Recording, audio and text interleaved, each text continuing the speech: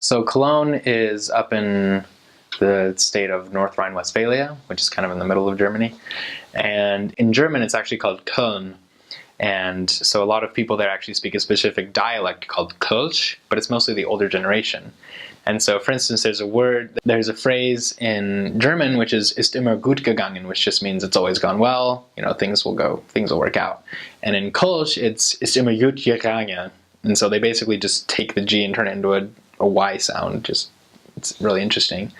So you can always tell if someone's Kölsch if they say "gut" instead of "gut," which just means good. They have a very famous cathedral there. It's called the Cologne Cathedral, or in German, der Kölner Dom. And it's only about $3 to go to the top. I recommend it. Way fun, way pretty. You can go inside for free. Cologne is incredibly spread out. It's got about 2 million people in it. It's huge, and it's just very spread out. There's not a whole lot of tall buildings, but it just keeps going and keeps going. You'll be in parts where you think you're not in Cologne anymore because it'll have a different name, but it'll be Chorweiler Köln, like it's part of this Cologne area.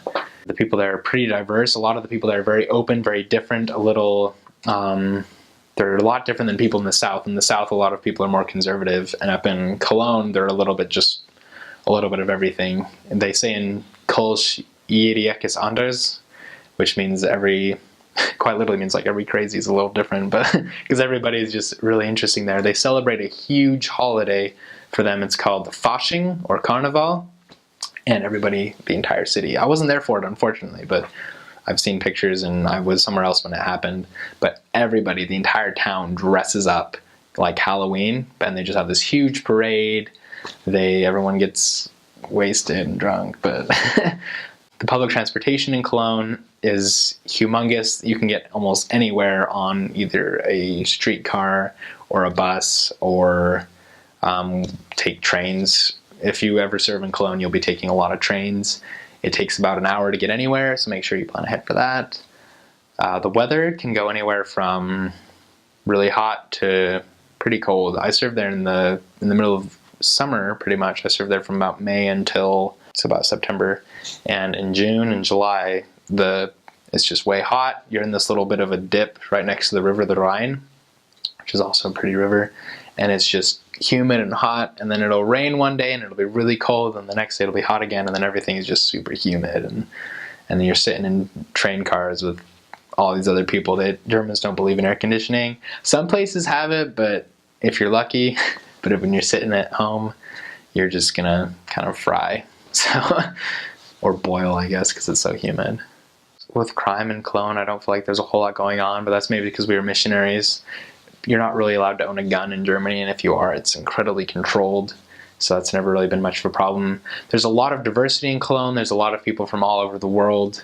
There's a university there, so there's a lot of students. It's a huge demographic. It's just a whole lot of students.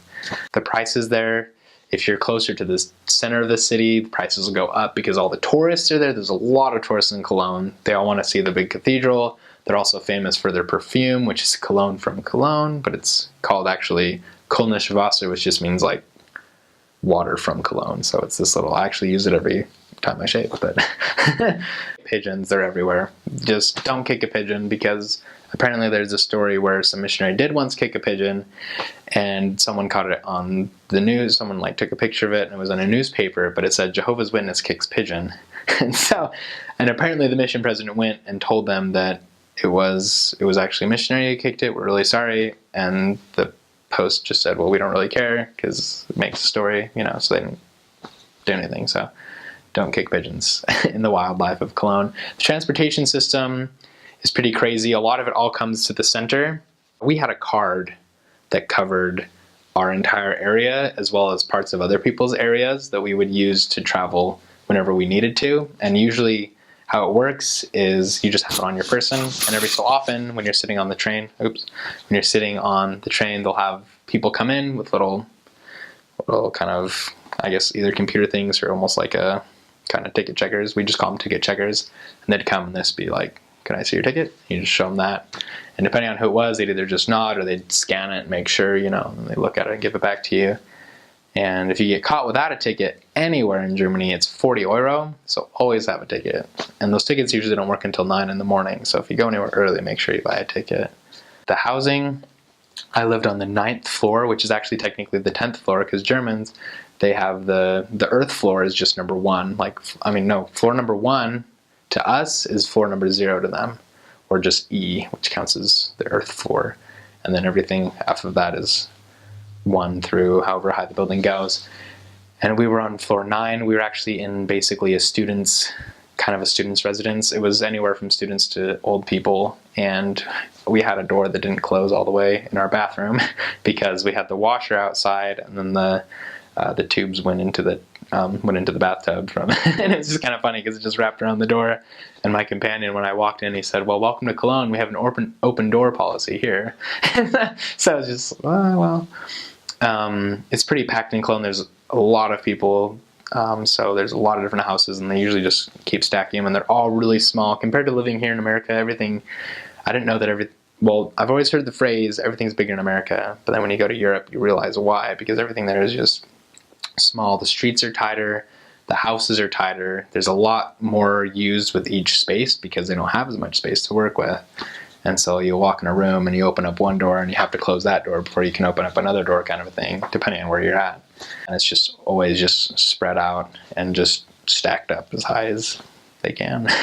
In Cologne, there's a place in most German cities, they have what's called the Fußgängerzone, which is basically just this market street it's basically called the pedestrian zone. You can't drive a car on there unless you're delivering something to a company or something. And they just have shops on every side of anything you can name. They've got all these, European brands. They've even got Burger Kings, like McDonald's. And on this pedestrian zone, if you're coming from the actual main train station, because it starts right there and it goes all the way until it's quite long in Cologne. They're not always this long, but this one just goes. And if it's somewhere in the middle, it's right next to CNA, kind of on that stretch, and it's this little place that sells French fries. Now, for us in America, we usually don't eat French fries unless we're eating it with a burger or hot dogs or something. But in Germany, they call it Pommes. And what they give you is they just give you this huge cone thing, and they just put all these fries in it. They're all like thick fries. And then they give you a different sauce, and then you eat it with a little fork. And right there, I don't know what it's called. I think it was just called like some Pommes place, and it was just really great. They have this really special sauce. It's called like Yopi Soße or something. But if you go to Cologne, I recommend it. Another thing that's actually pretty culturally popular in Germany overall is what they call a Döner. And basically I think there is an American kind of equivalent. I think they mentioned it in the Avengers movie, but I can't remember what it was called. But anyway, so they've got this big old thing of just basically a bunch of piles of meat on one big kebab, and then it rotates around a heater. And it's a lot of people that usually work at these places are from Turkey or from Romania or anywhere in East Europe that have immigrated here. But it is apparently originally German. And they just have this big thing of meat, and you order something, they take a little kind of bun, and they'll either, if you get a really nice one or a traditional one, they'll slice it off with a little kind of sword, kind of knife. But a lot of people, they just have what looks like a hair razor, and they just shave off all this meat. They put it on, so you've got all these shred things of meat on a thing. Then they'll just put kind of some salad stuff in it, a tomato. And if you want, you can get it super spicy. A lot of missionaries don't, because the spicy, depending on where you go or how long you've had spicy food, can be anywhere from mild to burn your face off. I once had one, and I couldn't taste the rest of the thing because I took one bite, and it was just so hot. But yeah, but a lot of people that are in Cologne there's Germans, and then there's also a lot of people from Turkey and, Romania, Bulgaria, you name it. Most East European countries will migrate to, because Cologne is right next to what's called the Ruhrgebiet, the industrial area of Germany, where a lot of people came for work because there's a lot of stuff going on there. There's a lot of car manufacturers, a lot of coal back in the day, and just a lot of power plants and stuff is all in this area right next to Cologne. And so people will come here and go work there in the Ruhrgebiet.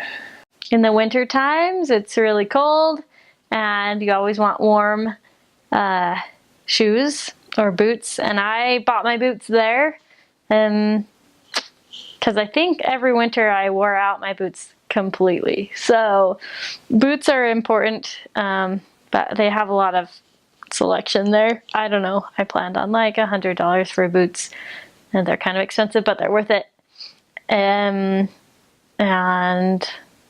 you go through umbrellas really fast because it rains a lot in Germany, and it's kind of windy sometimes, so it'll like snap your umbrella out, and then you have to snap it back in, you know? I think you go through umbrellas like monthly at least. So those are two things that you really need in Germany. I don't recall anything that's not on the packing list that the MTC gives you. So